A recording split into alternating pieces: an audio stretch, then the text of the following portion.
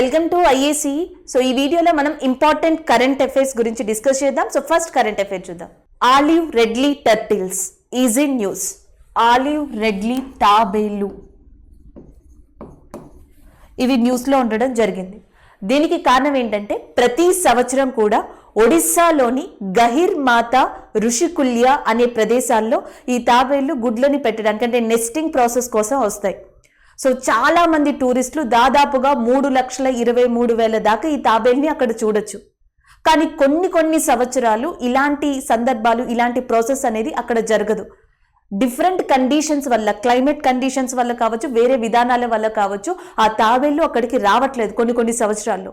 అలాగే ఈ సంవత్సరం 2021లో కూడా ఎగ్జాక్ట్గా ఇదే టైంకి ఈ నెస్టింగ్ ప్రాసెస్ కోసం ఈ తాబేళ్లు గహిర్ మాతా ఋషికుల్య ప్రదేశాలకి రావాల్సి ఉంది, కానీ రాలేదు కాబట్టి so that's why it is in news. అయితే ఈ న్యూస్ మొత్తంలో మనం గుర్తుపెట్టుకోవాల్సింది ఏంటి అంటే ఋషికుల్య అనే ప్రదేశం. ఋషికుల్య ఈజ్ అ రివర్, నదీ ప్రాంతం, ఇది ఒకటి. అండ్ నెక్స్ట్ వచ్చేసి గహిర్ మాతా, ఇది బీచ్ ఏరియా, సముద్ర ప్రాంతం. గహిర్ మాతా ఋషికుల్య కూడా మనకి ఏ స్టేట్లో ఉన్నాయంటే they are located in Odisha state. ఒడిస్సాలోని ఋషికుల్య, గహిర్ మాతా అనే ప్రదేశాలలో దాదాపుగా 3,23,000 తాబేళ్లు, అండ్ దట్టు ఏ తాబేళ్లు అంటే readily turtles, olive ridley turtles అనే తాబేళ్లు సో మనకి కనిపిస్తూ ఉంటాయి నెస్టింగ్ ప్రాసెస్, గుడ్లను పెట్టడం కోసం. దాదాపుగా ఒక ఫీమేల్ వచ్చేసి 80 నుంచి 100 వరకు ఇక్కడ మనకి ఇవ్వడం జరుగుతుంది. 80 నుంచి 100 వరకు పెట్టడం జరుగుతుంది. సో ఇవన్నీ ఈ ప్రాసెస్ అంతా కూడా టూరిస్టులు ప్రతి సంవత్సరం చూస్తారు, కానీ ఈ సంవత్సరం ఇలాంటి ప్రాసెస్ అనేది జరగలేదు. నెక్స్ట్ ఈ ప్రదేశాల తర్వాత మనం గుర్తుపెట్టుకోవాల్సింది ఆలివ్ రెడ్లీ టర్టిల్. తాబేల్లో మనకి చాలా రకాలు ఉంటాయి. యాక్చువల్గా ప్రపంచంలో ఉన్న సముద్ర తాబేల్లో కల్లా అతి చిన్న తాబేలు ఏది అంటే olive ridley turtle. The smallest sea turtle గా ఆలివ్ రెడ్లీ టర్టిల్ ని చెప్పొచ్చు. నెక్స్ట్ ఏంటంటే ఇది ముఖ్యంగా ఇండియన్ ఓషన్, హిందూ మహాసముద్రం, Atlantic ocean and as well as a Pacific ocean. So ఈ ప్రాంతాలలో మెడిటేరియన్ సీ ఒకటి, అట్లాంటిక్ ఓషన్, పసిఫిక్ ఓషన్, హిందూ మహాసముద్రంలోని వామ్ వాటర్ అంటాం, అంటే వెచ్చగా ఉండే నీటిలో వామ్ వాటర్లో ఇది ఎక్కువగా కనిపిస్తూ ఉంటుంది. దీన్ని పక్కన పెడితే IUCN అని చెప్పేసి international union for conservation of nature, IUCN ప్రపంచంలో ఉన్న యానిమల్స్ లిస్ట్ అంతా కలెక్ట్ చేసి ఏవి డేంజర్లో ఉన్నాయి, ఏవి సేఫ్లో ఉన్నాయి, ఏవి నియర్ టు ఎండ్లో ఉన్నాయి అనే దాని గురించి ఒక డేటాని ఇవ్వడం జరుగుతుంది. దాన్నే రెడ్ డేటా బుక్ అంటాం. IUCN ప్రతి సంవత్సరం ఇచ్చే డేటాని ఏమని పిలుస్తాము అంటే రెడ్ డేటా బుక్ అంటాం. దీంట్లో ఎండేంజర్డ్, డేంజర్డ్, వెల్నరబుల్ అని ఉంటాయి, అంటే చాలా దగ్గరగా, ప్రమాదానికి దగ్గరగా ఉన్నవి, అతి దయనీయ స్థితిలో ఉన్నవి, ఇలాంటివి ఇవ్వడం జరుగుతుంది. IUCN రెడ్ లిస్ట్ లో డేంజర్ గా ఉన్న వన్ ఆఫ్ ద మెయిన్ దానిగా దేని చెప్పొచ్చు అంటే ఆలివ్ రెడ్లీ టర్టిల్. అంటే దీని గురించి ఏం గుర్తుపెట్టుకోవాలంటే సముద్రం తాబేలులోనే అతి చిన్న తాబేలుగా ఈ ఆలివ్ రెడ్లీ తాబేల్ని చెప్పొచ్చు. IUCN రెడ్ లిస్ట్ బుక్ లో దీని పేరుంది. అండ్ నెక్స్ట్ వచ్చేసి IUCN ప్రతి సంవత్సరం కూడా ఏమిస్తుంది అంటే రెడ్ డేటా బుక్ ని పబ్లిష్ చేయడం జరుగుతుంది. నెక్స్ట్ దీనికి సంబంధించిన ఇంపార్టెంట్ ప్లేసెస్ ఋషికుల్య అండ్ గహిర్ మాతా ఒడిస్సాలో ఉన్నాయి. గహిర్ మాతా మెరైన్ సెంచరీ అనేది ఎక్కడ ఉంది అంటే ఒడిస్సాలో. ఈ గహిర్ మాతా అనే ప్రదేశానికి దగ్గరలో మనకి భితర్కనికా అనే నేషనల్ పార్క్ ఉంది. Bhitarkanika national park is located in which state అంటే Odisha. Bhitarkanika national park is located near by which place అంటే గహిర్ మాతా అనే దానికి దగ్గరలో ఉందని గుర్తుపెట్టుకోవచ్చు. దీని యొక్క స్పెషాలిటీ ఏంటంటే క్రొకడైల్స్, అంటే నీటి మొసలులు అంటాం, తెల్ల నీటి మొసళ్ళు, వైట్ క్రొకడైల్స్ ఇండియాలో ఎక్కువగా కనిపించేది మనకి భితర్కనికా నేషనల్ పార్క్, దీనికి దగ్గరలో ఉంది.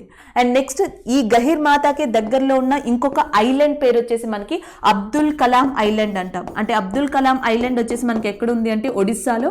దీని యొక్క పాత పేరు వచ్చేసి wheeler island.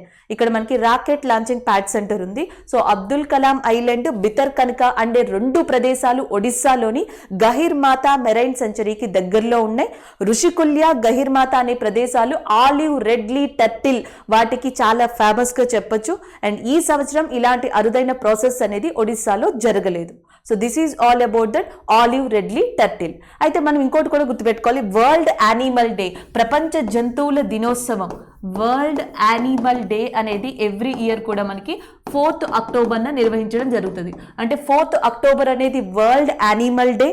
Olive ridley turtle అని కనిపిస్తే, ఈ తాబేలు కనిపిస్తే వెంటనే గుర్తుకు రావాల్సిన స్టేట్ వచ్చేసి ఒడిస్సా. ఆల్రెడీ మనం చాలా జంతువుల గురించి చెప్పుకున్నాం, బ్యాట్స్ గురించి చెప్పుకున్నాం. ఎక్కువగా మనకి బ్యాట్స్ లేదా గబ్బిలాలు ఎక్కువగా కనిపించే ప్రదేశం ఏది అంటే బ్రాకెన్ గుహలు యుఎస్లో ఉంటాయని చెప్పుకున్నాం. అండ్ అలాగే మనకి ద ట్రాన్స్పోర్ట్ యానిమల్ మెమోరియల్ అని చెప్పేసి ఇండియాలో ఒక దాన్ని కన్స్ట్రక్ట్ చేశారు. ద ట్రాన్స్పోర్ట్ యానిమల్ మెమోరియల్ అనేది మనకి ఎక్కడ ఉందంటే బెంగళూరులో ఉంది. The transport animal memorial is located in Bengaluru. So ఇవి మనం ఎక్కువగా ఎగ్జామ్ పాయింట్ ఆఫ్ వ్యూలో గుర్తుపెట్టుకోవాల్సినవి. Next one, Shri Guru Tegh Bahadur ji is in news. So Shri Guru Tegh Bahadur ji అనగానే మనకి వెంటనే గుర్తొచ్చే మతం ఏది అంటే సిక్కిజం. సో సిక్ మతం మనకి వెంటనే గుర్తొస్తుంది. ఎందుకంటే సిక్ మతాన్ని స్థాపించడానికి మెయిన్ గురువు గురునానక్, మొదటి సిక్కు గురువుగా చెప్తారు. సో టోటల్గా మనకి సిక్కు గురువులు ఎంతమంది అంటే 10 మంది. వీళ్ళల్లో 9వ సిక్కు గురువుగా ఎవరిని చెప్పొచ్చు అంటే శ్రీ గురు తేజ్ బహదూర్. గురు తేజ్ బహదూర్ యొక్క 400th యానివర్సరీని May 1st రికగ్నైజ్ చేయడం అంటే సెలబ్రేట్ చేయడం జరుగుతుంది. May 1st is celebrated in Punjab and as well as officially Shri Guru Tegh Bahadur ji 400th birth anniversary. And next వచ్చేసి మనకి ఇంపార్టెంట్గా తెలుసుకోవాల్సింది ఈయన ఎన్నవ సిక్కు గురువు అంటే 9వ సిక్కు గురువు. అండ్ ఎంతమంది సిక్కు గురువులు అంటే టోటల్గా మనకి 10 మంది సిక్కు గురువులు ఉన్నారు. ఇంకొక ఇంపార్టెంట్ ఏంటంటే ఈయన చనిపోవడానికి వన్ ఆఫ్ ద రీజన్గా మొఘల్ కింగ్ ఔరంగజేబ్ని చెప్తారు. ఈయన 1675 నవంబర్ 24th చనిపోవడం జరిగింది. అందుకే నవంబర్ 24th కూడా ఒక డే కింద రికగ్నైజ్ చేశారు. నవంబర్ 24th 9th గురువు అయిన మనకి గురు తేజ్ బహదూర్ చనిపోవడం వల్ల ఈ రోజుని షాహిదీ దివాస్ కింద రికగ్నైజ్ చేయడం జరిగింది. షాహిదీ దివాస్.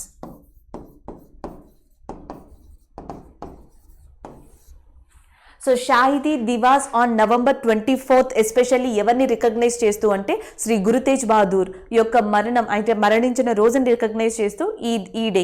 అండ్ ఆయన బర్త్ డేని మనకి రికగ్నైజ్ చేస్తూ May 1st 400th birth anniversary అనేది రికగ్నైజ్ చేయడం జరిగింది.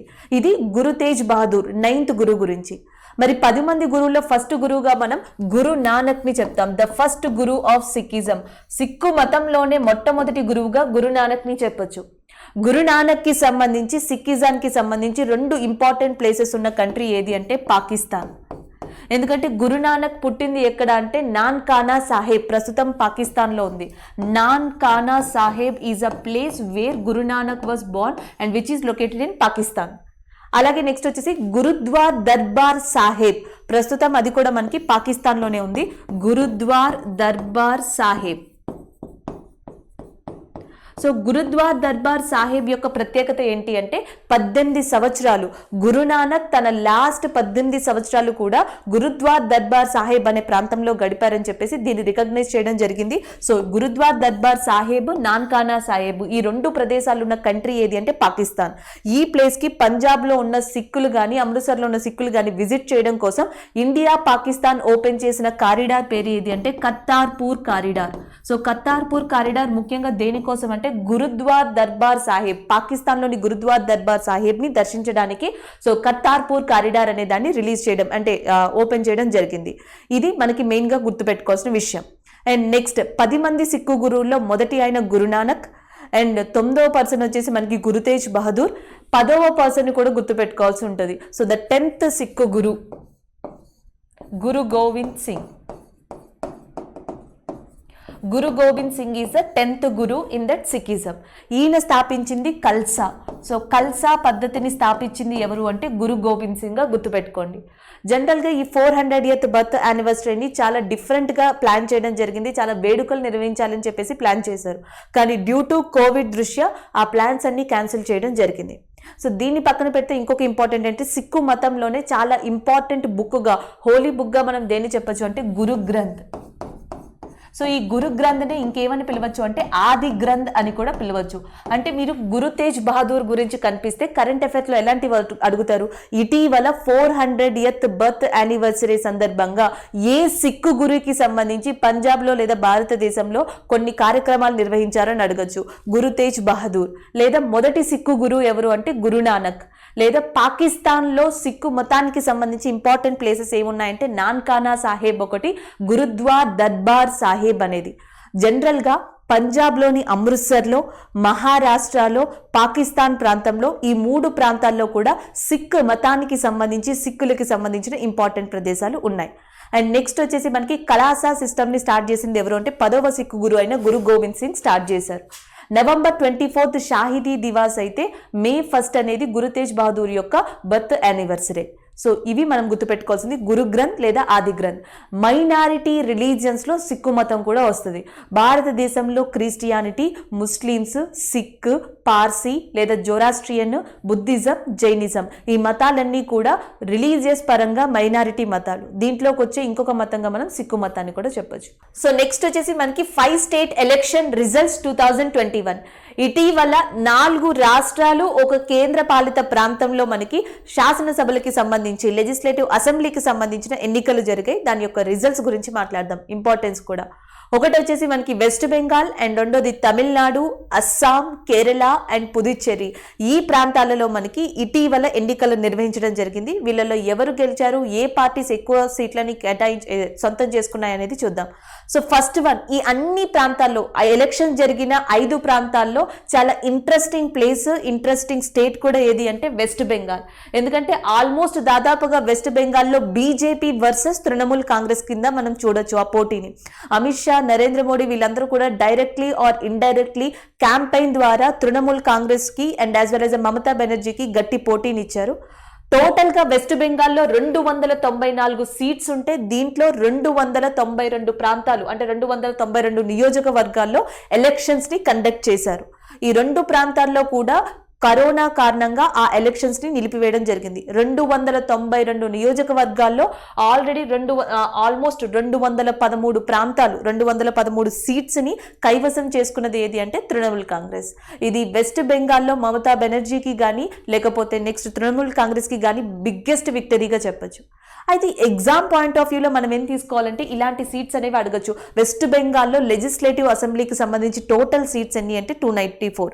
ఇటీవల ఏ పార్టీ అక్కడ లీడింగ్ మెజారిటీని సాధించింది అంటే తృణమూల్ కాంగ్రెస్. దీనిని 1997లో ఎస్టాబ్లిష్ చేశారు, 1997లో. ముకుల్ రామ్ మమతా బెనర్జీతో కలిసి 1997లో తృణమూల్ కాంగ్రెస్ అనే పార్టీని ఎస్టాబ్లిష్ చేయడం జరిగింది. Mamata Banerjee is the one of the leading lady, one of the powerful politician in women category in India and especially west Bengal అని చెప్పొచ్చు.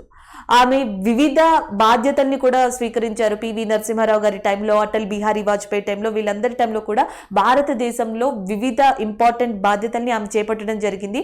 అండ్ మహిళా రైల్వే మంత్రిగా కూడా వర్క్ చేశారు. She is also worked as a railway minister in India. So అది కూడా మనం మమతా బెనర్జీ గురించి గుర్తుపెట్టుకోవాలి. సో నెక్స్ట్ వచ్చేటప్పటికి మనకి అస్సాం. సో అస్సాంలో టోటల్ సీట్స్ వచ్చేసి 126 అయితే బీజేపీ కూటమి గెలుచుకున్నది ఎంత అంటే 75. అలాగే మనకి గవర్నర్, అస్సాం గవర్నర్ వచ్చేసి జగదీష్ ముఖి అండ్ వెస్ట్ బెంగాల్ యొక్క గవర్నర్ వచ్చేసి మనకి Jagdeep Dhankhar west Bengal governor and ఇక్కడ అస్సాం గవర్నర్ వచ్చేసి జగదీష్ ముఖి. అస్సాం గత కొద్ది కాలంగా చాలా సఫర్ అయిందని చెప్పొచ్చు. 2019-20 కాలంలో సిటిజన్షిప్ అమెండ్మెంట్ యాక్ట్ CAA అంటాం. సిటిజన్షిప్ అమెండ్మెంట్ యాక్ట్ వల్ల అస్సాం చాలా ప్రాబ్లమ్ని ఫేస్ చేసింది. దాని తర్వాత బ్రహ్మపుత్ర నది వల్ల సంభవించిన అస్సాం ఫ్లడ్స్ కూడా అస్సాంని బాగా ఎఫెక్ట్ చేశాయి. దాని తర్వాత భూపెన్ హజారికా యొక్క వివాదాస్పదం. సో భూపెన్ హజారికాకి భారత రత్న ఇవ్వడం జరిగింది. అస్సాంలోనే one of the famous person గా భూపెన్ హజారికా అని చెప్పొచ్చు. ఆయన చనిపోయిన తర్వాత ఆయనకి భారత రత్న అవార్డును కూడా ఇవ్వడం జరిగింది. ఇవన్నీ కూడా అస్సాంలో one of the leading important issues కింద తయారయ్యాయి. అంటే అస్సాంలో ఈ ఇష్యూస్ అనేవి స్టార్ట్ అయ్యి నేషన్ వైడ్ గా ఇంపార్టెన్స్ సాధించుకున్నాయి. దీని తర్వాత 2020-21 మధ్యలో అంటే కరోనా రాకముందర అస్సాం లాంటి ప్రాంతాల్లో అగార్ ట్రేడ్ సెంటర్ అని చెప్పేసి ఒక దాన్ని స్టార్ట్ చేశారు. అలాగే నేషనల్ వాటర్ వే టు బ్రహ్మపుత్రకి సంబంధించి కొన్ని ఇంప్లిమెంట్స్ అనేవి చేశారు. బోగి బిల్ బ్రిడ్జ్ అనే దాన్ని నిర్మించారు. సో ఇలాంటి కొన్ని డెవలప్మెంట్స్ ని ఈ అస్సాం ప్రాంతంలో గత కొద్ది సంవత్సరాలుగా చూడొచ్చు. ఈ నేపథ్యంలో బీజేపీ కూటమి 126లో 75 స్థానాల్ని అస్సాం శాసనసభ ఎన్నికల్లో గెలుచుకోవడం జరిగింది. అలాగే అస్సాం గవర్నర్ వచ్చేసి మనకి జగదీష్ ముఖి. నెక్స్ట్ వన్ చూద్దాం.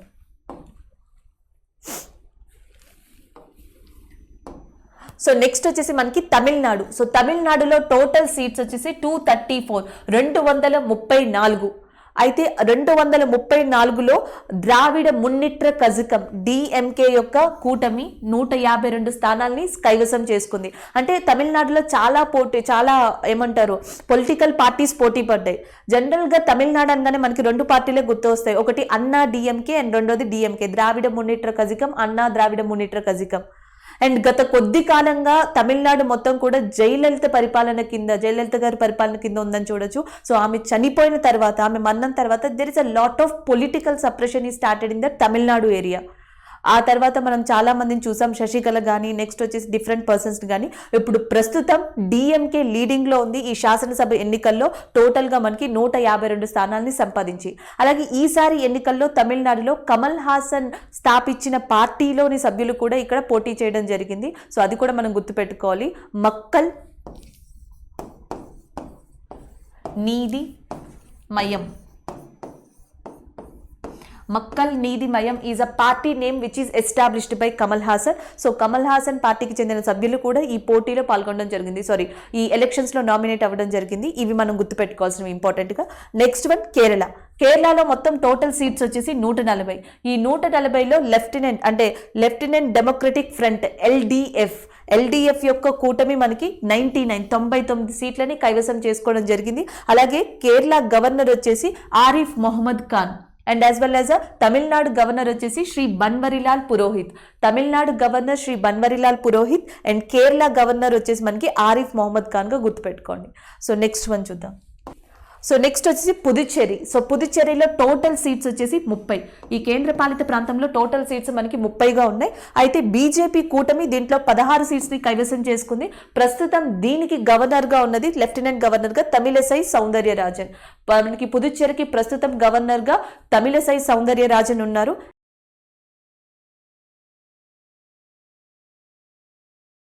Ethanol blending policy. సో రీసెంట్గా ఇథనాల్ బ్లెండింగ్ పాలసీ అనేది న్యూస్లో ఉంది. గవర్నమెంట్ ఆఫ్ ఇండియా ఏమని అనౌన్స్ చేసింది అంటే 10% ఆఫ్ బ్లెండింగ్, అంటే పెట్రోల్తో ఇథనాల్ని 10% వరకు బ్లెండ్ చేయగలం. ఎప్పుడు అంటే 2022కి అండ్ 20% 2025 అని చెప్పేసి ఇవ్వడం జరిగింది. Blend in the sense mix అంటాం. సో మనకి పెట్రోలియంని ఇథనాల్తో బ్లెండ్ చేయడం ఎంతవరకు అంటే 10% అనేది 2022, 20% అనేది 2025. ఇది వరకు సేమ్ 2020లో కూడా ఇదే న్యూస్ మనకి కరెంట్ అఫైర్లో రావడం జరిగింది, ఇదే స్టేట్మెంట్.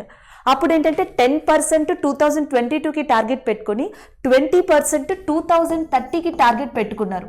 అయితే రీసెంట్గా గవర్నమెంట్ ఆఫ్ ఇండియా ఈ ఇయర్ని చేంజ్ చేసింది, పర్సంటేజ్ని చేంజ్ చేయలేదు, ఇయర్ని చేంజ్ చేసింది. అలాగే మనకి నేషనల్ బయోఫ్యూయల్ పాలసీ అని చెప్పి 2018లో ఎస్టాబ్లిష్ చేశారు. నేషనల్ బయోఫ్యూయల్ పాలసీ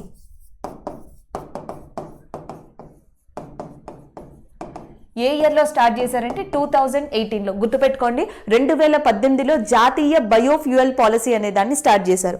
అయితే మనకి తెలియాల్సింది ఏంటంటే బయోఫ్యూయల్ అంటే ఏంటి? ఆర్గానిక్ మెటీరియల్స్ నుంచి ఎక్స్ట్రాక్ట్ చేసిన వాటిని, అంటే ఎన్విరాన్మెంటల్ ఫ్రెండ్లీ అని చెప్పొచ్చు. ఆర్గానిక్ మెటీరియల్ నుంచి ఎక్స్ట్రాక్ట్ చేసిన ఫ్యూయల్ని మనం బయోఫ్యూయల్గా చెప్పొచ్చు. సో దీంట్లో ఎగ్జాంపుల్గా hydrogen, methanol and ethanol, methanol, hydrogen ఇవన్నీ కూడా బయోఫ్యూయల్స్. వీటినే మనం ఫ్యూయల్ ఫర్ ద ఫ్యూచర్ అని కూడా పిలవచ్చు. The best example for fuel for the future. So మనకి ఫ్యూయల్ ఫర్ ద ఫ్యూచర్ అని బెస్ట్ ఎగ్జాంపుల్గా ఇచ్చే ఎలిమెంట్ ఏది, లేదా బెస్ట్ ఎగ్జాంపుల్గా ఇచ్చే ఫ్యూయల్ ఏది అంటే హైడ్రోజన్. సో చాలా వాటిలో ఇప్పటికే మనకి హైడ్రోజన్ ఇంట్రడ్యూస్ చేశారు. ఇండియా లాంటి కంట్రీస్ ఇలాంటి ఫ్యూయల్స్ని ఇంట్రడ్యూస్ చేయడానికి రేస్లో ఉన్నాయని చెప్పొచ్చు. దీంట్లో భాగంగానే బయోఫ్యూయల్స్ యొక్క పాలసీలో భాగంగానే ఇథనాల్ని తీసుకొని ఆ ఇథనాల్ బ్లెండింగ్ పాలసీ అనే దాన్ని స్టార్ట్ చేశారు. ఈ ఇథనాల్ బ్లెండింగ్ పాలసీలో మొట్టమొదటిగా 5%తో పెట్రోలియంని మిక్స్ చేయడం స్టార్ట్ చేశారు. దాని తర్వాత 2022కి 10%, దాని తర్వాత 2025కి టోటల్గా 20% బ్లెండ్ చేయాలని చెప్పేసి గవర్నమెంట్ ఆఫ్ ఇండియా నిర్ణయించుకోవడం జరిగింది. ఈ ఇథనాల్ అనే దాన్ని షుగర్ కేన్ అంటే చెరకు నుంచి కానీ, వీట్ గోధుమల నుంచి కానీ, మెయిజ్ జొన్నల నుంచి కానీ తీయచ్చు. అంటే ethanol is mainly extracted from the maize జొన్నలు, లేకపోతే నెక్స్ట్ వచ్చేసి మనకి wheat and next sugar cane. India లాంటి కంట్రీస్లో ముఖ్యంగా ఈ ఇథనాల్ని దేని నుంచి తీసుకుంటారు అంటే షుగర్ కేన్ నుంచి తీసుకోవడం జరుగుతుంది. అంటే ఇప్పుడు మనకి క్వశ్చన్స్ ఎలా వస్తాయి కరెంట్ అఫైర్లో, recently ethanol blending policy is in news. So according to the government of India by 2025 which percentage of ethanol is blended with the petroleum? 10%, 20%, 5%, 15%. So answer వచ్చేసి ఎంత అవుతుంది అంటే 20% అవుతుంది.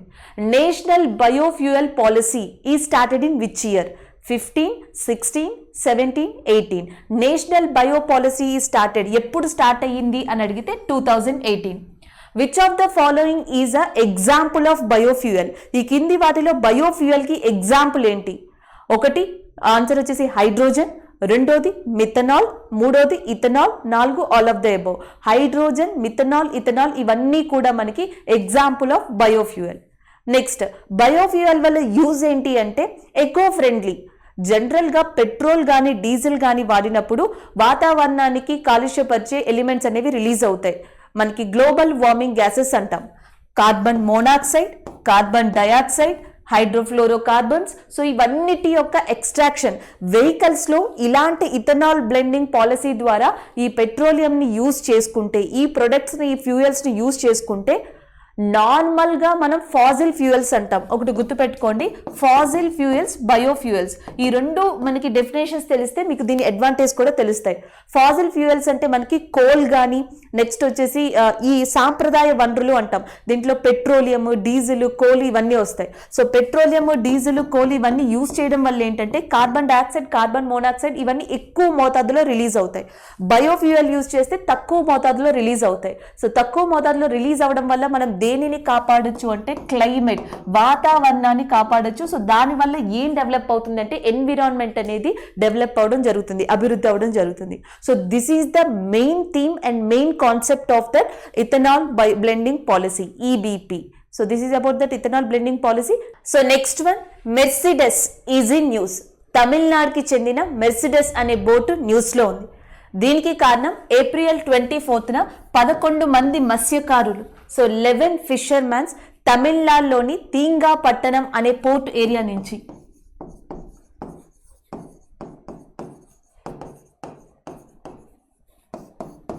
సో తమిళనాడు స్టేట్ గుర్తుపెట్టుకోండి.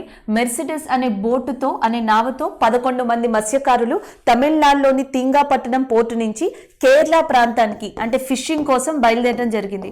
ఆల్మోస్ట్ జనరల్గా తెలుసు, భారతదేశంలో మనకి ఫిషెస్ ఎక్కువగా దొరికేది, ఫిషింగ్ ఎక్కువగా కూడా జరిగేది ఎక్కడ అంటే కేరళ, గోవా ప్రాంతాల్లో. సో అటు ఆంధ్రప్రదేశ్ నుంచి చాలా మంది గుజరాత్ ఇలాంటి ప్రాంతాలకి ఫిషింగ్ కోసం వెళ్తూ ఉంటారు. అలాగే తమిళనాడుకు చెందిన చాలా మంది మత్స్యకారులు గోవా, కేరళ ప్రాంతాలకి సెట్ అయిన టైం పీరియడ్లో ఈ చేపలు పట్టడం కోసం వెళ్ళడం జరుగుతుంది. ఈ నేపథ్యంలోనే మెర్సిడీస్ అనే నావా అనే బోటు తమిళనాడుకు చెందింది. 11 మంది మత్స్యకారులతో ఉన్న ఈ బోటు గల్లంతైంది. దీనికి సంబంధించి రెస్క్యూ ఆపరేషన్ నిర్వహించింది ఎవరు అంటే ఇండియన్ కోస్ట్ గార్డ్స్, ఐసీజీ అంటాం.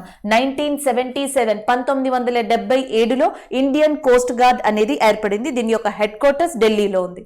ఇండియన్ కోస్ట్ గార్డ్ అనేది భారతదేశంలో ఏర్పాటు చేయడానికి 2 ఇంపార్టెంట్ రీజన్స్ ఉన్నాయి.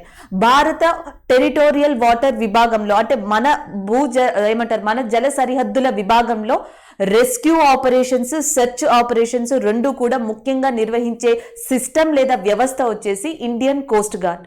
సో ఇప్పుడు ఇండియన్ కోస్ట్ గార్డ్ విక్రమ్ అనే షిప్తో ఈ రెస్క్యూ ఆపరేషన్ కండక్ట్ చేసి మెర్సిడెస్ బోట్ని, దాంతో ఉన్న 11 మంది మత్స్యకారుల్ని కూడా కాపాడడం జరిగింది. అయితే ఈ బోట్ని ఎక్కడ ఫైండ్ అవుట్ చేశారు అంటే లక్షద్వీప్ ఏరియా దగ్గర, దరిదాపుగా లక్షద్వీప్ ప్రాంతం దగ్గర ఈ మిస్ అయిన బోట్ని రికగ్నైజ్ చేయడం జరిగింది. అయితే ఈ న్యూస్ మొత్తంలో గుర్తుపెట్టుకోవాల్సింది, ఇటీవల మెర్సిడీస్ అనేది న్యూస్లో ఉంది. ఇది దేనికి సంబంధించింది అని.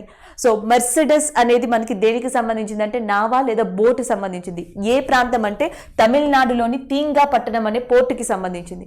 ఈ రెస్క్యూ ఆపరేషన్ నిర్వహించింది ఎవరు అంటే ఇండియన్ కోస్ట్ గార్డ్. ఆ షిప్ పేరు వచ్చేసి మనకి విక్రమ్ అనే షిప్తో ఈ రెస్క్యూ ఆపరేషన్ని నిర్వహించి ఉన్నారు. So that is about that Mercedes. So గత కొద్ది కాలంగా చూస్తే ఇండియన్ నావీ సిస్టమ్, భారత నావికా దళం కానీ లేకపోతే నెక్స్ట్ వచ్చేసి భారతదేశానికి సంబంధించిన వాటర్ వేస్ అనేవి కానీ జల మార్గాలు అండ్ దానికి సంబంధించిన పీపుల్, దానికి సంబంధించిన వ్యవస్థ చాలా ఎక్కువగా ఇన్వాల్వ్మెంట్ అనేది మనకి సిస్టంలో కనిపిస్తుంది. అది ఏ విధంగా అంటే లాస్ట్ టైమే కరెంట్ అఫైర్లో చెప్పుకున్నాం, ఆక్సిజన్ని వేరే కంట్రీస్ నుంచి తేవడానికి ఇండియన్ నేవీ హెల్ప్ చేస్తుంది.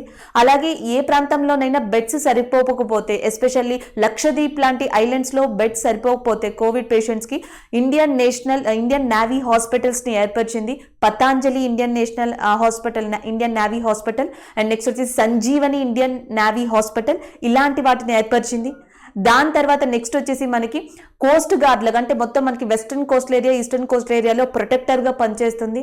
అండ్ ఇలాంటివన్నీ కూడా దీంట్లో వన్ ఆఫ్ ది ఇంపార్టెంట్గా చెప్పొచ్చు. అయితే ఇంకొక ఇంపార్టెంట్ ఏంటంటే మనం ఇండియన్ నేవీ గురించి చెప్పుకుంటున్నాం కాబట్టి భారతదేశ navy admiral, Indian navy admiral Karambir Singh.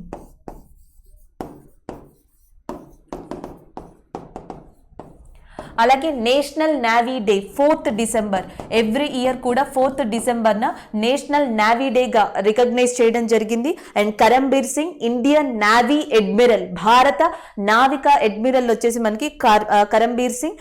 ఈ రెస్క్యూ ఆపరేషన్లో ఇండియన్ కోస్ట్ గార్డ్ తరపున పాల్గొన్నది ఏది అంటే విక్రమ్ అనే షిప్ పాల్గొనడం జరిగింది.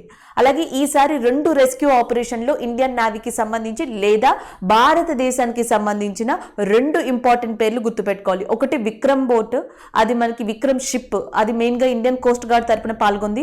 ఇంకోటి వచ్చేసి నాన్గాలా అనే సబ్మెరైన్ ఇండోనేషియాకి సంబంధించింది.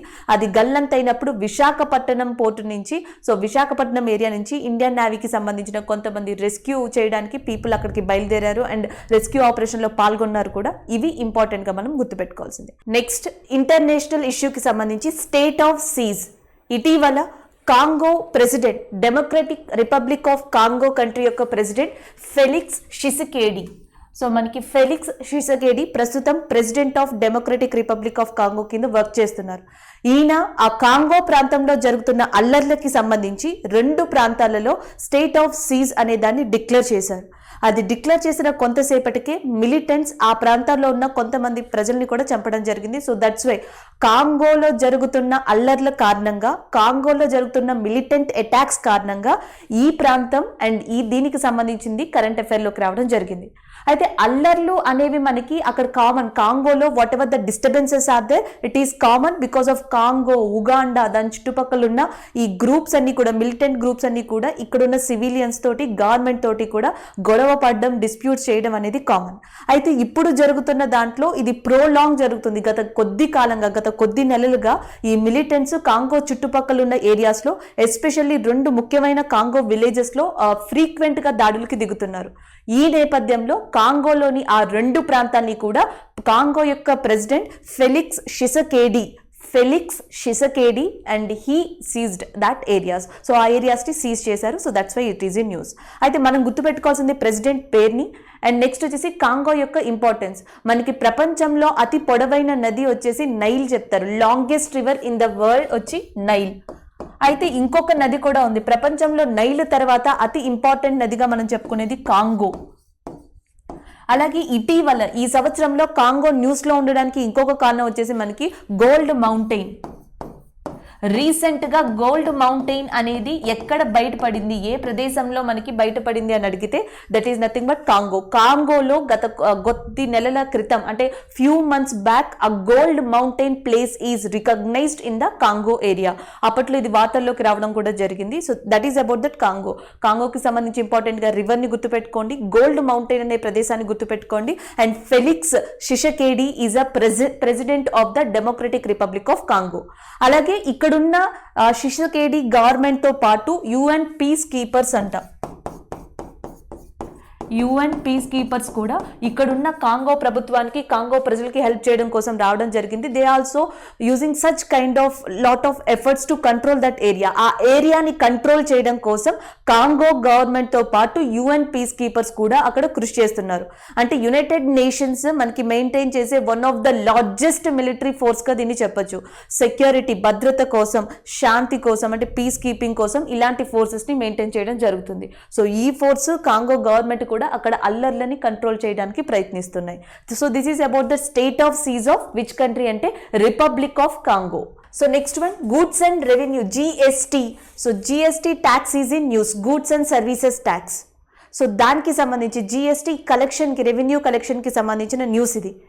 ఈ సంవత్సరం ఏప్రిల్ మంత్కి గాను జిఎస్టీ రెవెన్యూ కలెక్షన్ వచ్చేసి టోటల్గా 1,41,384 crores, అంటే 1,41,384 కోట్లని ఏప్రిల్ మంత్కి గాను జిఎస్టీ రెవెన్యూ ద్వారా కలెక్ట్ చేయడం జరిగింది. ఇది వరుసగా 7th మంత్, అంటే లాస్ట్ ఇయర్ అక్టోబర్ నుంచి కూడా జిఎస్టీ యొక్క రెవెన్యూ కలెక్షన్ అనేది 1 lakh ప్లస్ నుంచి చూస్తున్నాం. లాస్ట్ ఇయర్ అక్టోబర్ 2020 అక్టోబర్ మంత్లో GST revenue collection 1,25,000 crores. So అక్కడి నుంచి మొదలు పెడితే ప్రతి నెల కూడా మనకి 1 lakh ప్లస్ కిందే మనకి ఈ కలెక్షన్ అనేది జరుగుతుంది. అలాగే ఇది 7th మంత్, 7వ నెల మనకి ఇప్పుడు ముఖ్యంగా జిఎస్టీ రెవెన్యూ 1,00,000 కోట్లు దాటడం అనేది. అండ్ సెకండ్ థింగ్ వచ్చేసి గత ప్రీవియస్ ఇయర్స్తో పోలిస్తే, అంటే 2019 నుంచి 2020 అక్టోబర్కి పోలిస్తే 10% వృద్ధి అనేది కనిపించింది, 10% గ్రోత్ అనేది కనిపించింది. సో 2020 నుంచి 2021కి చూస్తే 21% గ్రోత్ అనేది కనిపించింది. ఫినాన్స్ సెక్రటరీ కానీ లేకపోతే ఫినాన్షియల్ ఎకనామిక్ ఎక్స్పర్ట్స్ కానీ ఏం చెప్తున్నారు అంటే సెకండ్ కరోనా పాండమిక్ వేవ్ అనేది ఈ జిఎస్టీ రెవెన్యూ కలెక్షన్ మీద అంతగా ఎఫెక్ట్ చూపించలేకపోయింది అని కూడా చెప్పడం జరిగింది. అలాగే మనకి GST goods and services tax వచ్చి 1st July 2017 మనకి 2017 జూలై నుంచి ఇది అమల్లోకి రావడం జరిగింది. Central GST and state GST కింద దీన్ని కలెక్ట్ చేయడం కూడా జరుగుతుంది. So this is about that goods and services tax revenue collection. So next one life insurance corporation is in news. LIC అనేది మనకి న్యూస్లో ఉంది. దీనికి కారణం London based consultancy brand finance అనేది ఇన్సూరెన్స్కి సంబంధించి ప్రపంచంలోని ఆ టాప్ మోస్ట్ 100 ఇన్సూరెన్స్ బ్రాండ్స్కి సంబంధించిన ఒక రిపోర్ట్ అండ్ ర్యాంకింగ్ ఇచ్చింది. దానికి సంబంధించి ఇండియాకి సంబంధించిన లైఫ్ ఇన్సూరెన్స్ కార్పొరేషన్ ఎల్ఐసి అనేది న్యూస్లో ఉంది. ఎందుకంటే ఈ టాప్ 100 కంపెనీస్లో ఇండియా తరపున స్థానం దక్కించుకున్న ఇన్సూరెన్స్ కార్పొరేషన్ వచ్చేసి ఎల్ఐసి. సో దీని గురించి చూద్దాం. ఇటీవల London based consultancy brand finance ప్రపంచవ్యాప్తంగా ఉన్న టాప్ ఇన్సూరెన్స్ బ్రాండ్స్ మీద ఒక డేటాని కలెక్ట్ చేసి రిపోర్ట్ ఇచ్చింది. ఆ రిపోర్ట్లో ఫస్ట్ హైలైట్గా ఏం చెప్పింది అంటే 2020, 2021 2020-2021 ఈ 2 years గ్యాప్లో చూసుకుంటే ప్రపంచం మొత్తంలో కూడా మనకి top 100 most branded insurance companies యొక్క వాల్యూస్ అనేవి 6%కి తగ్గిపోయాయి. The total values of top 100 most influenced and as well as a popular insurance brand companies యొక్క వాల్యూస్ గత సంవత్సరంతో పోల్చుకుంటే 2021కి 6% తగ్గిపోయాయి. సెకండ్ పాయింట్ ఏంటంటే యాక్చువల్గా మనకి ఇది తగ్గిపోవడానికి కారణం పాండమిక్, అంటే కరోనా టైం కావచ్చు, ప్రపంచవ్యాప్తంగా ఈ సిచ్యువేషన్ ఉండడం వల్ల ఈ ఇన్సూరెన్స్ బ్రాండ్స్ అన్ని కూడా దెబ్బతిన్నాయి ప్రపంచవ్యాప్తంగా. అయితే ఇండియాలో ఉన్న ఎల్ఐసి లైఫ్ ఇన్సూరెన్స్ కార్పొరేషన్ దాని యొక్క వాల్యూ అనేది కంప్లీట్గా 6% పెరిగింది.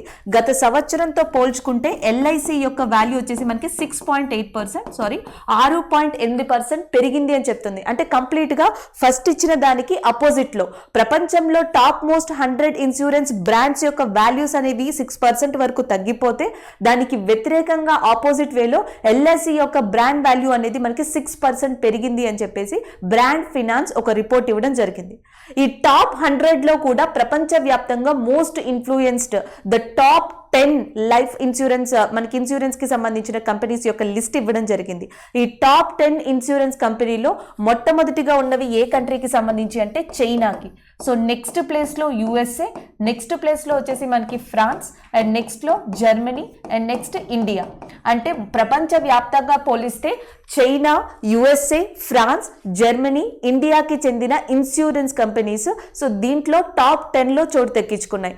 అసలు ఈ రిపోర్ట్లో ఫస్ట్ ప్లేస్లో నిలిచింది చైనాకి చెందిన ping and insurance corporation. Ping and insurance brand అనేది మనకి చైనాకి సంబంధించింది.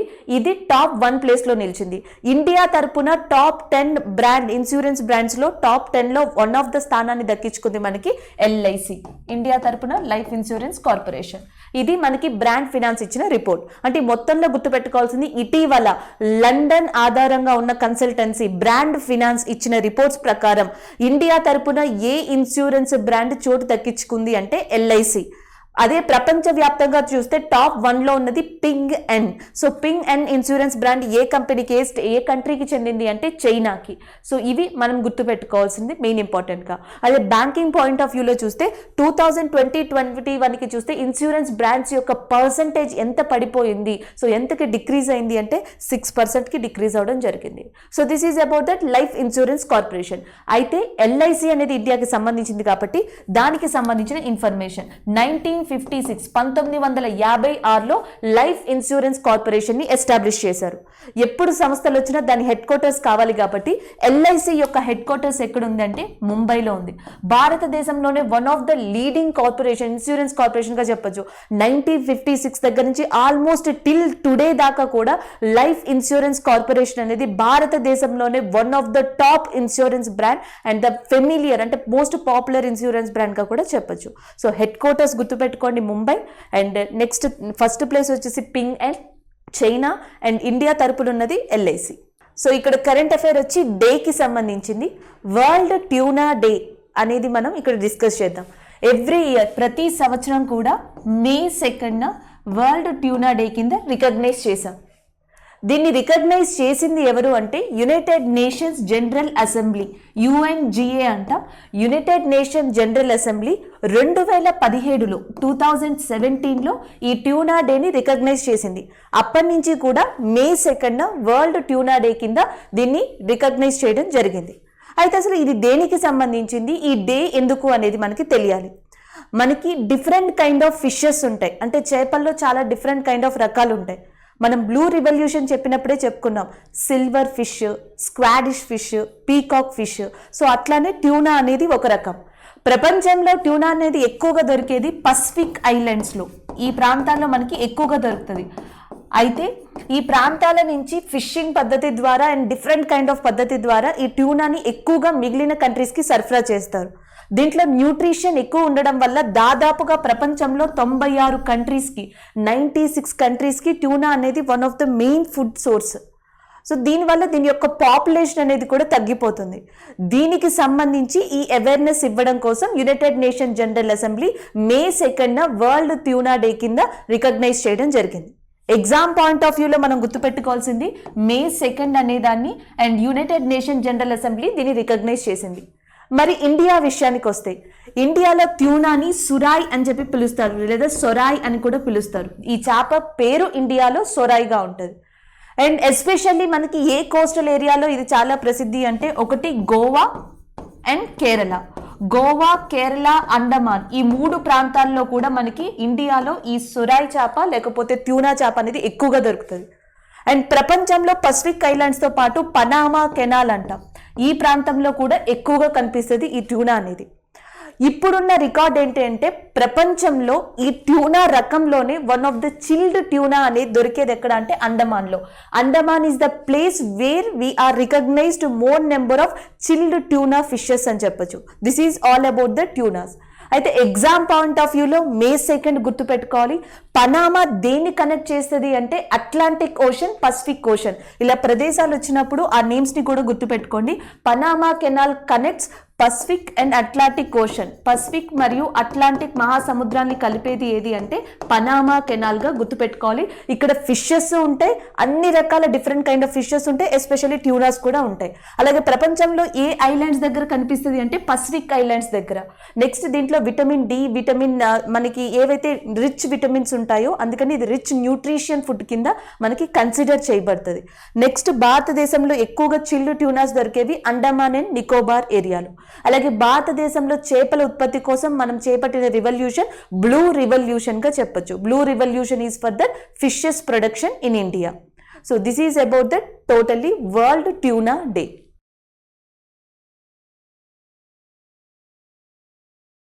సో నెక్స్ట్ డే వచ్చి world press freedom day. Every year కూడా మనకి వరల్డ్ ప్రెస్ ఫ్రీడమ్ డే అనేది ఎప్పుడు రికగ్నైజ్ చేశారు అంటే 3rd మే. సో 3rd మేన వరల్డ్ ప్రెస్ ఫ్రీడమ్ డే కింద రికగ్నైజ్ చేయబడింది. దీన్ని మొట్టమొదటిగా గుర్తించింది యునెస్కో. యునెస్కో 1993లో దీన్ని రికగ్నైజ్ చేయడం జరిగింది. ఒకసారి దీని గురించి చూద్దాం.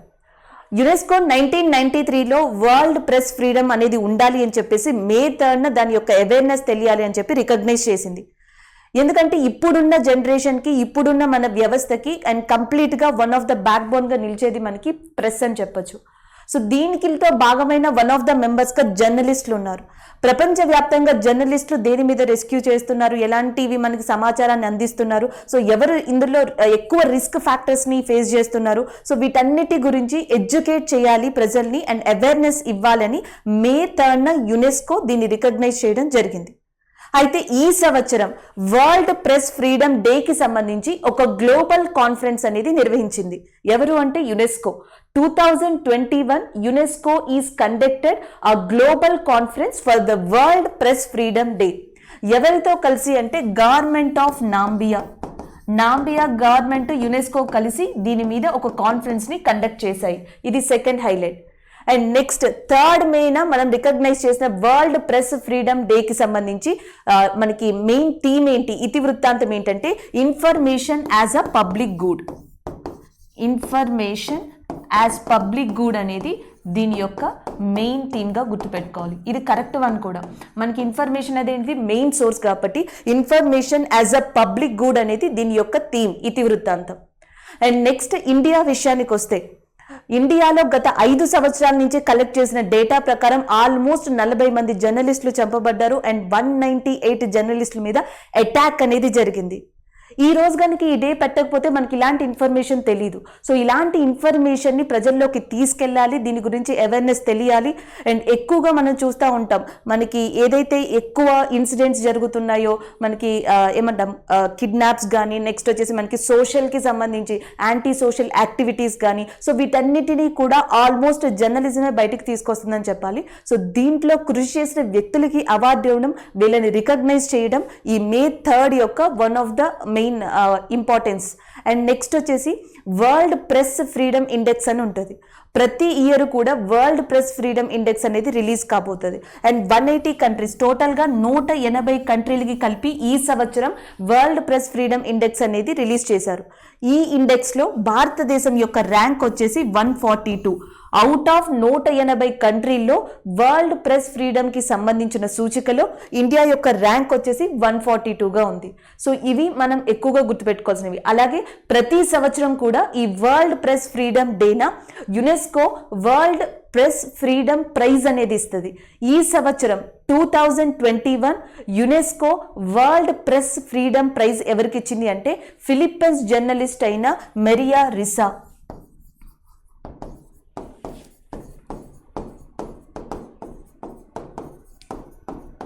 సో ఫిలిప్పీన్స్ జర్నలిస్ట్ అయిన మరియా రిసాకి ఈ సంవత్సరం 2021 UNESCO world press freedom prize అనేది రికగ్నైజ్ చేసి ఇవ్వడం జరిగింది. So this is all about that world press freedom day. So దీంట్లో మనం గుర్తుపెట్టుకోవాల్సింది ఒకటి వచ్చేసి మే 3rd దీన్ని రికగ్నైజ్ చేశారు. రికగ్నైజ్ చేయడానికి ముందున్న సంస్థ ఏదంటే యునెస్కో. యునెస్కో యొక్క హెడ్ క్వార్టర్స్ వచ్చేసి ప్యారిస్లో ఉంది. ఈ సంవత్సరం ఇండియా యొక్క ర్యాంక్ ప్రెస్ ఫ్రీడమ్ ఇండెక్స్లో 142. టోటల్గా ఎన్ని కంట్రీస్ కంటే 180 కంట్రీస్. దీని యొక్క ఇతివృత్తాంతం ఏంటంటే information as a public good అనేది దీని యొక్క ఇతివృత్తాంతంగా మనం గుర్తుపెట్టుకోవాలి. It is very very important right now. ఇప్పుడున్న ప్లాట్ఫామ్కి, ఇప్పుడున్న మనకి పరిస్థితులకి ప్రెస్ కానీ, జర్నలిజం కానీ, జర్నలిస్టులు కానీ ఒక ప్రముఖ పాత్ర కలిగి ఉన్న ఫీల్డ్ అని కూడా మనం గుర్తుపెట్టుకోవాల్సి ఉంటుంది. సో నెక్స్ట్ వన్ స్పోర్ట్స్కి సంబంధించింది పోర్చుగీస్ గ్రాండ్ ప్రిక్స్. ఇటీవల 2 మే అంటే మనకి మే 2న పోర్చుగీస్ ప్రాంతంలోని పోర్టిమావో, సో పోర్చుగీస్ కంట్రీలోని పోర్టిమావో అనే ప్రదేశంలో సో మనకి పోర్చుగీస్ గ్రాండ్ ప్రిక్స్ అనేది జరిగింది. ప్రపంచంలోనే one of the popular formula 1 రేస్గా దీన్ని చెప్పొచ్చు. సో ఇది దేనికి సంబంధించిందంటే ఫార్ములా 1 రేస్. సో ఈ రేస్లో మనకి ఫస్ట్ విన్నర్గా నిలిచిన పర్సన్ లూయిస్ హ్యామిల్టన్. ఆల్రెడీ ప్రపంచంలోనే one of the successful person and as well as the top formula 1 రేసర్గా ఉన్నది లూయిస్ హ్యామిల్టన్. అయితే ఈ నేపథ్యంలో పోర్చుగీస్ గ్రాండ్ ప్రిక్స్కి సంబంధించి విన్నర్గా నిలిచింది లూయిస్ హ్యామిల్టన్. అండ్ దాని తర్వాత నెక్స్ట్ స్థానంలో నిలిచింది Verstappen is the runner of this grand prix and winner వచ్చేసి మనకి లూయిస్ హ్యామిల్టన్. వీళ్ళిద్దరు పేర్లు గుర్తుపెట్టుకోవాలి. So Louis Hamilton winner of Portuguese grand prix. So second వచ్చిన పర్సన్ వచ్చేసి మనకి వెర్స్టాపెన్. అండ్ నెక్స్ట్ ఇది ఎక్కడ జరిగిందంటే పోర్టిమావో అనే ప్రదేశంలో జరిగింది, which is located in Portugal. And Portugal యొక్క క్యాపిటల్ వచ్చేసి మనకి లిస్బాన్. ఎక్కడైతే మనకి గేమ్స్ జరుగుతాయో ఆ కంట్రీస్ యొక్క క్యాపిటల్ కూడా గుర్తుపెట్టుకోవాలి. సో పోర్చుగీస్ క్యాపిటల్ వచ్చేసి మనకి లిస్బన్ అండ్ మనకి జరిగింది వెన్యూ ఎక్కడ అంటే పోర్టిమావో. లూయిస్ హెమిల్టన్ దీంట్లో విన్నర్ గా నిలిచారు అండ్ లూయిస్ హెమిల్టన్ ఇటీవల ఎల్జీ సిగ్నేచర్ దానికి బ్రాండ్ అంబాసిడర్ గా కూడా నిర్వహించడం జరిగింది. సో ఎల్జీ సిగ్నేచర్ కి ఇటీవల బ్రాండ్ అంబాసిడర్ అయిన వ్యక్తి మనకి Lewis Hamilton. So next one, T Ravishankar is in news. RBI యొక్క నూతన డిప్యూటీ గవర్నర్గా రీసెంట్గా అపాయింట్ అయిన పర్సన్ టి రవిశంకర్. ఈయన ఎవరి స్థానంలో అపాయింట్ అయ్యారు అంటే కన్నున్గో. జనరల్గా మనకి ఆర్బీఐలో 4 ప్రధాన డిప్యూటీ గవర్నర్స్ ఉంటారు. There is 4 deputy governors are there in RBI. So వీళ్ళల్లో వన్ ఆఫ్ ద పర్సన్ వచ్చేసి మనకి కన్నున్గో అండ్ ఇంకొక పర్సన్ వచ్చేసి మైకేల్ డి పాత్రా అండ్ ఇంకొక పర్సన్ వచ్చేసి రాజేశ్వరరావు అండ్ ఇంకొక పర్సన్ పేరు వచ్చేసి ముఖేష్ కుమార్ జైన్.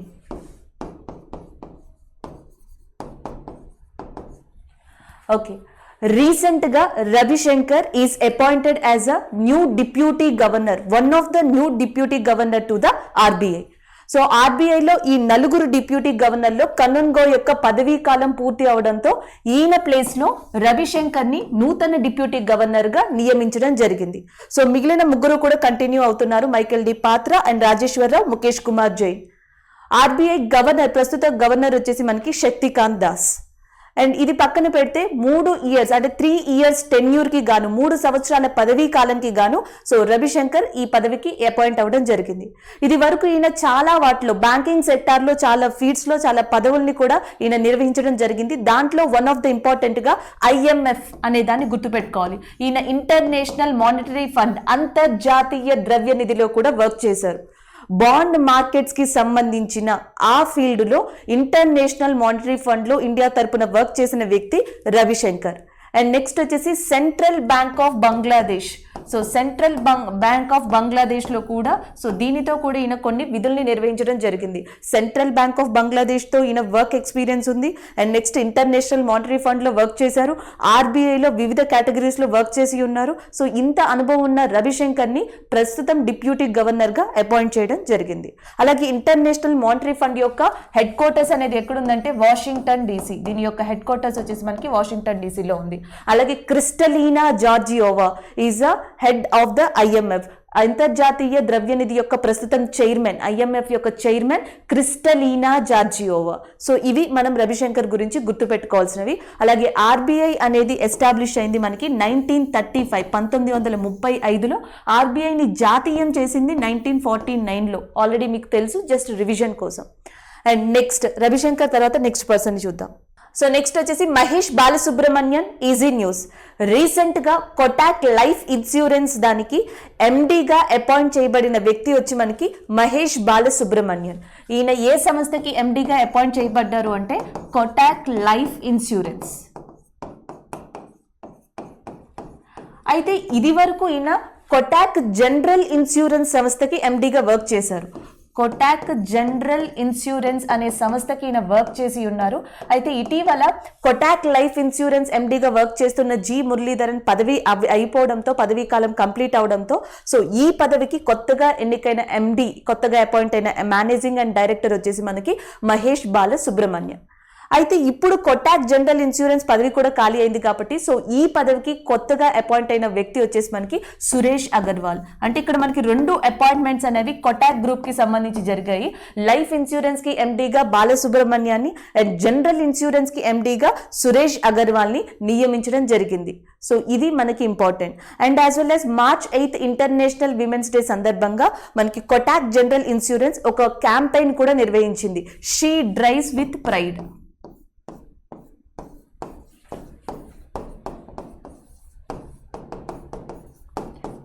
ఇది గుర్తుపెట్టుకోండి. ఇటీవల అంటే రీసెంట్ గా కరెంట్ అఫైర్స్ లో ఉన్న one of the campaign she drives with the pride అనే దాన్ని నిర్వహించిన సంస్థ ఏది అంటే Kotak. Kotak general insurance so she drives with the pride అనే క్యాంపెయిన్ ని నిర్వహించింది. ఏ రోజు అంటే March 8. సో March 8 యొక్క స్పెషాలిటీ వచ్చేసి international women's day. So international women's day సందర్భంగా she drives with the pride అనే క్యాంపెయిన్ ని కొటాక్ సంస్థ నిర్వహించింది జనరల్ ఇన్సూరెన్స్ కి సంబంధించి. కొటాక్ జనరల్ ఇన్సూరెన్స్ యొక్క ఎండి ఎవరు అంటే ఇప్పుడు కొత్తగా అపాయింట్ అయిన పర్సన్ సురేష్ అగర్వాల్. కొటాక్ సంస్థ లైఫ్ ఇన్సూరెన్స్ ఎండి ఎవరు అంటే మహేష్ బాలసుబ్రమణ్యన్. సో నెక్స్ట్ వచ్చేసి మనకి the Indian way strategies for an uncertainty world. The Indian way అనే బుక్ ని ఇటీవల రాసిన పర్సన్ ఎవరు అంటే Jaishankar. S Jaishankar is the author of the book of the Indian way అనే బుక్ ని రాశారు. అండ్ ఈ బుక్ యొక్క మెయిన్ ఇంపార్టెన్స్ చూద్దాం, తర్వాత జైశంకర్ గురించి చూద్దాం. ఈ బుక్ యొక్క మెయిన్ ఇంపార్టెన్స్ ఏంటంటే strategies for the an uncertainty world. ఇప్పుడు ప్రపంచంలో జరుగుతున్న కోల్డ్ వార్ గురించి అండ్ నెక్స్ట్ వచ్చేసి మనకి చైనా యొక్క మెయిన్ ప్రిన్సిపల్స్ గురించి, ట్రేడింగ్ గురించి, కాన్సిక్వెన్సెస్, సో ఇవన్నీ కూడా బైపోలార్ సిస్టంలో వరల్డ్ అనేది ఎలా నడుస్తుంది దీని మీద ఆ బుక్ రాసింది the Indian way. So the Indian way అనే బుక్ ని రాసింది జైశంకర్. భారతదేశం యొక్క ప్రస్తుతం విదేశీ వ్యవహారాల శాఖ మంత్రి, the external affairs minister of India Jaishankar. ఇది వరకు అంటే విదేశీ వ్యవహారాల శాఖకి వర్క్ చేయక ముందర భారతదేశ ప్రధాన కార్యదర్శి, విదేశీ వ్యవహారాల ప్రధాన కార్యదర్శిగా వర్క్ చేశారు. ఫారెన్ సెక్రటరీగా ఈయన, ఫారెన్ అఫైర్స్ సెక్రటరీగా ఈయన వర్క్ చేయడం జరిగింది అంతకు ముందర. దాని తర్వాత ఇండియన్ అంబాసిడర్ గా బీజింగ్ లోని అండ్ వాషింగ్టన్ లో కూడా ఈయన వర్క్ చేశారు. బీజింగ్ లో ఇండియన్ అంబాసిడర్ గా అండ్ వాషింగ్టన్ లో ఇండియన్ అంబాసిడర్ గా కూడా ఈయన వర్క్ చేయడం జరిగింది. దాని తర్వాత విదేశీ వ్యవహారాల ప్రధాన కార్యదర్శిగా వర్క్ చేశారు. అండ్ ప్రస్తుతం భారతదేశం విదేశీ వ్యవహారాల మంత్రిగా వర్క్ చేస్తున్న వ్యక్తి జైశంకర్. సో ఈ జైశంకర్ అనే ఆయన రాసిన బుక్ పేరు వచ్చేసి the Indian way. The Indian way book is written by Jaishankar. Thank you.